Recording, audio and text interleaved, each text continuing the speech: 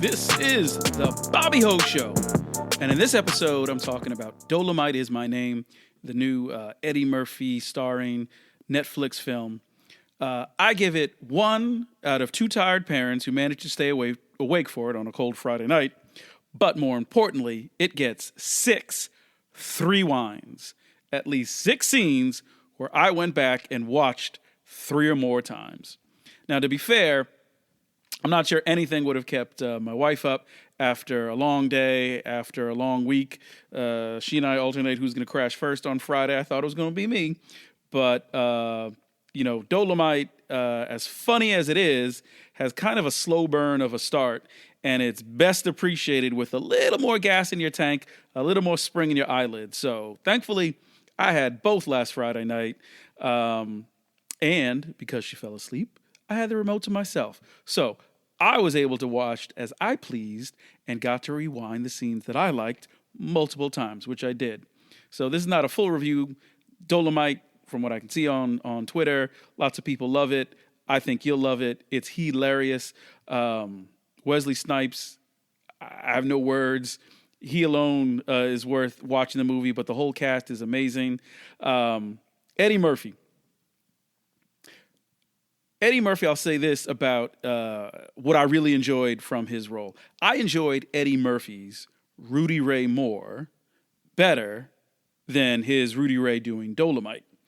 I thought the way that he brought just that raw emotion, the middle-aged frustration and disappointment, the yearning, the drive, the desire to create something to be seen and known, that was also raw and real and authentic, and I really enjoyed watching Eddie Murphy in those scenes. Him doing Dolemite was fun, but I don't know, for me, it was a little shticky. I don't even know how to describe it. It just, it's not even like I'm some sort of Dolemite expert or I know, Eddie Murphy's Eddie Murphy, so far be it for me to, say something about his comedic chops, but something about his Dolemite to me was just, I don't know, was a little extra, just was not the part I enjoyed the most of the movie. Him doing Dolemite when they were filming the movie, that was fun to watch, but him doing kind of like the stand-up and I don't know, that was just a little less engaging than him actually playing the character.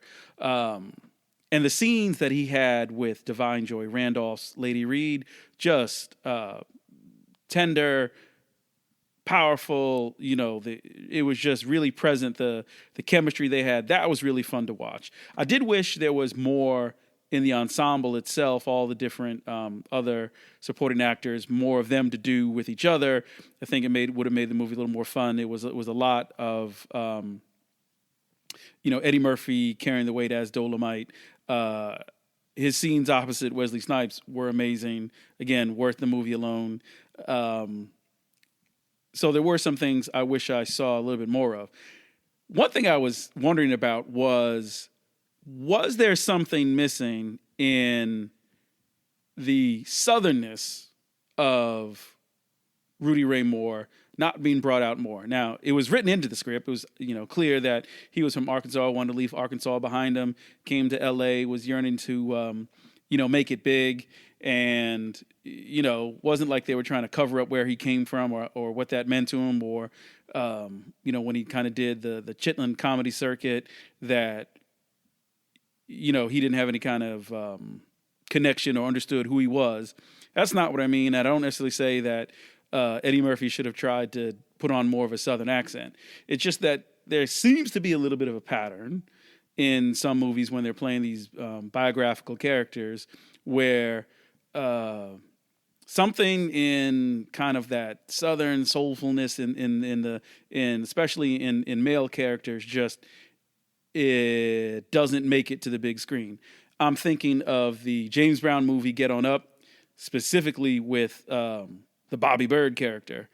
When I listen to James Brown records and I listen to Bobby Bird and I listen to Bobby Bird interviews, and then I see kind of the way that Bobby Bird was portrayed on screen, something about him was not there on screen that is so powerful and raw in his performance and in what I heard in interviews. some extent, same thing about Green Book and Donald Shirley. Donald Shirley, you listen to him, even though he was from Florida. I don't know how much time he actually spent in his childhood, but you hear the South in his voice.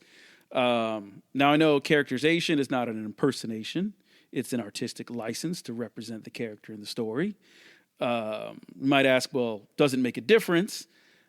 I think in the case of Rudy Ray Moore, it kind of does, because from what I read or saw in interviews about him, that was part of his chip on his shoulder, where he realized and knew who he was and where he came from. And that was part of why he thought that he would never make it or be accepted, that there was something that was just kind of country about him, that he thought that the kind of Hollywood system rejected or wasn't into magnifying and giving a starring role to.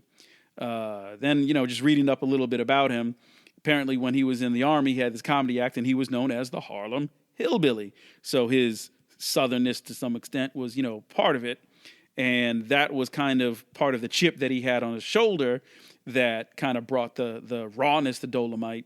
And, thinking about why, when he kind of figured out that he could do this Dolemite character, what made it click. Some people said that part of it was, the raspiness in his voice, the kind of southern rawness in his voice, together with the material, compared to other things that he tried to do before. Like, that's one of the things that brought that character some authenticity. So, I don't know, seems just like, when these southern men come to the big screen, that part of it is missing. It's something that just somehow moving forward, it'd be kind of interesting to see how it gets portrayed. I don't know, who they might do it to, but something to think about. Other things that I thought about Dolemite, things that I loved, the whole play on the light. When Eddie Murphy's character as Rudy Ray Moore is just watching the light in the movie theater, and it's just dawning on him, I can be in those lights. He's magnified, transfixed by the lights. And then when they're finally making the movie, and there's the play on kind of the kind of classic Hollywood shtick, when the lights come on and the song comes on, and this like magical moment that usually you wouldn't expect in a movie like this. That to me was an amazing. I had to pause it and just sort of give a silent clap to the movie. Said, "Wow, that was pretty cool how they did it." And maybe I'm also just thinking of the light because I happened to see the Lighthouse with my wife on Saturday night, the next night, and that's a whole movie you got to experience. But, you have two guys who are going crazy in pursuit of the light. So you really got to respect that Rudy Ray Moore, that same kind of drive, that if it turns on itself, the desire to transform and become somebody new, to be seen, to be seen in the light, it has a power that can eat somebody up. So again, the rawness that Eddie Murphy brought to just kind of overcome every barrier so that he could achieve that was pretty amazing. That was real. Other thoughts, just again, total side thought, was kind of laughing that the movie that they did go to see, which was, I think, the version of Front Page with Walter Matthau and Jack Lemmon. I had to laugh because it seems like even though he's trying to portray, or it really was contrasting that was the version of humor that was popular in Hollywood, and Rudy Ray Moore is this outsider, this guy who never would have wasn't his brand of humor. It's not what he wanted to see. It's not what he wanted to make. But seems like Eddie Murphy always or has this relationship with these kind of Jewish comedians that he loves to play with and make fun of. So I'm thinking of obviously Coming to America and the guys that him and Arsenio played in the barbershop. Again, I don't know what it is with those comedians, whether, I'd love to hear an interview or just go a little bit deeper and ask him about his opinions, whether he thinks they're funny. I love Walter Matthau. I had to watch Hopscotch a lot when I was growing up with my grandmother. And then going back, Sunshine Boys, when it's on TMC, cracks me up. I rewind that a couple times too, but maybe that's just me. Anyway, there's something with the fact that that's the movie that he chose that I'm wanting just to dig a little deeper about. Thinking a little bit even further, so the light the old Jewish guys. I'm thinking about the impact that this movie will have in the Oscars. So people are obviously pushing for Eddie Murphy, for him to win something, for Wesley Snipes, for him to win something.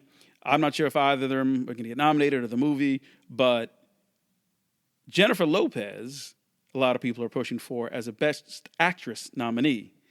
And there is a direct connection between Rudy Ray Moore and Jennifer Lopez.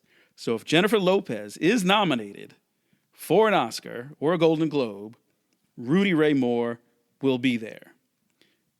Ready? Here we go.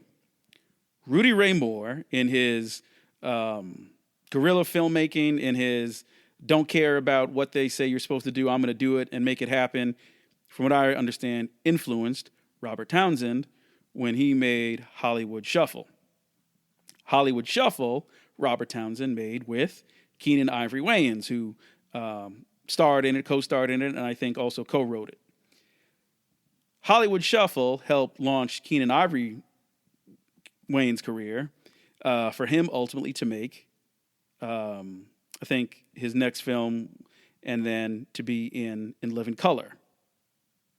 Jennifer Lopez, as we all know, was a fly girl dancing hip-hop, also influenced by Rudy Ray Moore, on In Living Color. Rudy Ray Moore, Robert Townsend, Keenen Ivory Wayans, In Living Color, Jennifer Lopez. J-Lo's at the Oscars. Rudy Ray Moore is at the Oscars. But also thinking about the influence, I loved Dolemite Is My Name, and I thought, man, that's just some confidence, just some swag, just put your weight on it, just don't care what you don't know, don't care what they say, just move forward kind of confidence that I wish I had. So I had me thinking, what can I do? What is my Dolemite Is My Name? So from now on, I'm thinking Bobby Ho is going to be known as the Calypso Curmudgeon, the railer against stupidities and idiots of our age, the appreciator of the beauty and the sublime. So, I'm Bobby Ho, the host will make you wonder how you ever rode the train without my episodes to ponder. I'm Bobby Ho, and this is my show. And thank you for listening. Outro music by Ivy Sparrow.